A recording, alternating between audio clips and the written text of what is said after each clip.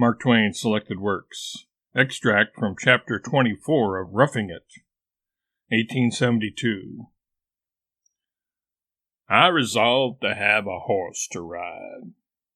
I had never seen such wild, free, magnificent horsemanship outside of a circus as these picturesquely clad Mexicans, Californians, and Mexicanized Americans displayed in Carson streets every day.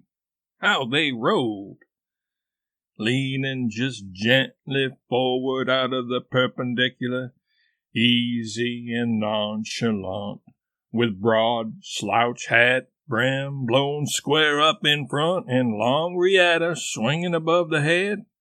They swept through the town like the wind.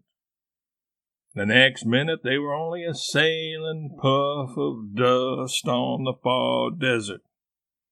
If they trotted, they sat up gallantly and gracefully and seemed part of the horse. Did not go jiggering up and down after the silly Miss Nancy fashion of the riding schools.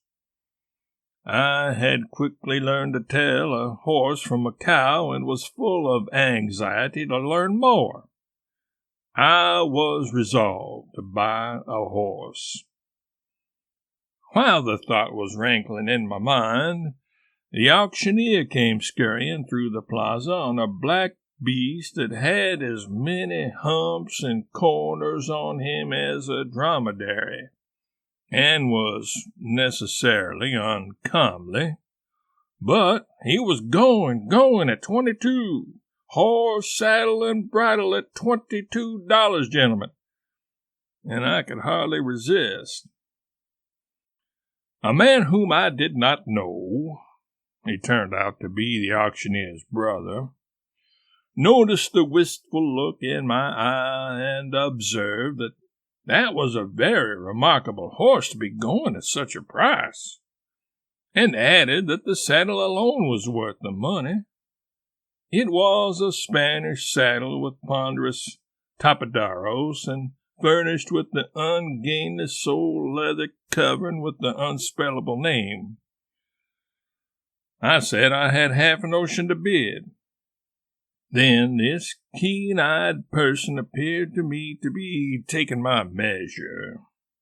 But I dismissed the suspicion when he spoke, for his manner was full of guileless candor and truthfulness. Said he, "I know that horse, know him well. You are a stranger, I take it, and so you might think he was an American horse, maybe, but I assure you he is not. He is nothing of the kind. But, excuse my speaking in a low voice, other people being near, he is, without the shadow of a doubt, a genuine Mexican plug."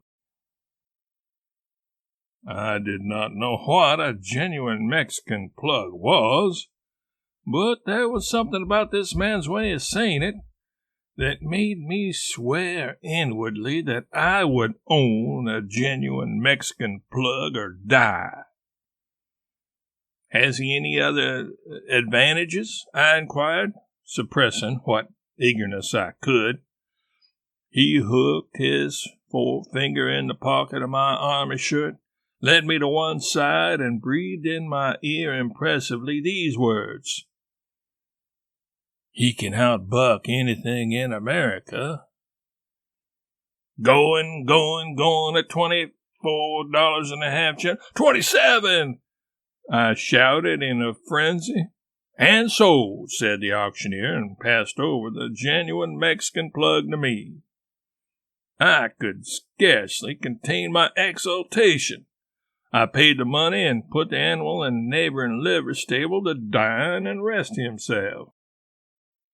In the afternoon, I brought the creature into the plaza, and certain citizens held him by the head and others by the tail while I mounted him.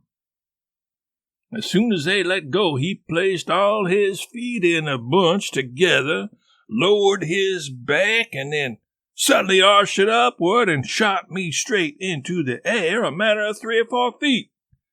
I came as straight down again, lit in the saddle, went instantly up again, came down almost on the high pommel, shot up again, and came down on the horse's neck, all in the space of 3 or 4 seconds. Then he rose and stood almost straight up on his hind feet, and I, clasping his lean neck desperately, slid back into the saddle and held on. He came down and immediately hoisted his heels into the air, delivering a vicious kick at the sky, and stood on his forefeet.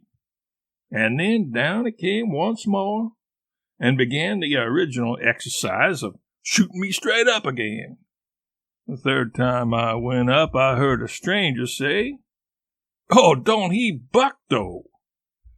While I was up, somebody struck the horse a sounding thwack with a leathern strap, and when I arrived again, the genuine Mexican Plug was not there.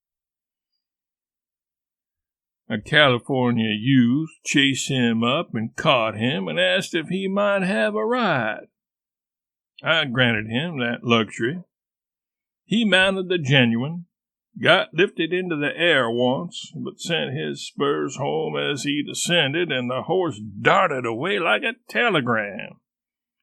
He soared over 3 fences like a bird and disappeared down the road toward the Washoe Valley. I sat down on a stone with a sigh, and by a natural impulse, one of my hands sought my forehead and the other the base of my stomach. I believe I never appreciated till then the poverty of the human machinery, for I still needed a hand or two to place elsewhere. Pen cannot describe how I was jolted up. Imagination cannot conceive how disjointed I was, how internally, externally, and universally I was unsettled, mixed up, and ruptured. There was a sympathetic crowd around me, though. One elderly-looking comforter said, "Stranger, you've been taken in.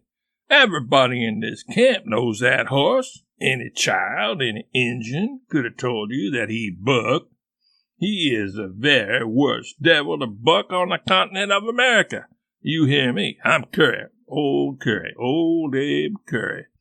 And moreover, he is a Simon, pure, out-and-out, genuine damn Mexican Plug, and an uncommon mean one at that, too. Why, you turnip, if you had laid low and kept dark, there's chances to buy an American horse for mighty little more than you paid for that bloody old foreign relic." I gave no sign, but I made up my mind that if the auctioneer's brother's funeral took place while I was in the territory, I would postpone all other recreations and attend it. After a gallop of 16 miles, the Californian youth and the genuine Mexican Plug came tearing into town again, shedding foam flakes like the spume spray that drives before a typhoon, and with one final skip over a wheelbarrow and a Chinaman, cast anchor in front of the ranch. Such panting and blowing, such spreading and contracting of the red equine nostrils and glaring of the wild equine eye. But was the imperial beast subjugated? Indeed he was not. His lordship, the Speaker of the House, thought he was, and mounted him to go down to the Capitol. But the first dash the creature made was over a pile of telegraph poles half as high as a church, and his time to the Capitol, 1 mile and 3/4, remains unbeaten to this day. But then he took an advantage. He left out the mile and only did the 3/4. That is to say, he made a straight cut across lots, preferring fences and ditches to a crooked road. And when the Speaker got to the Capitol, he said he had been in the air so much, He felt as if he had made the trip on a comet.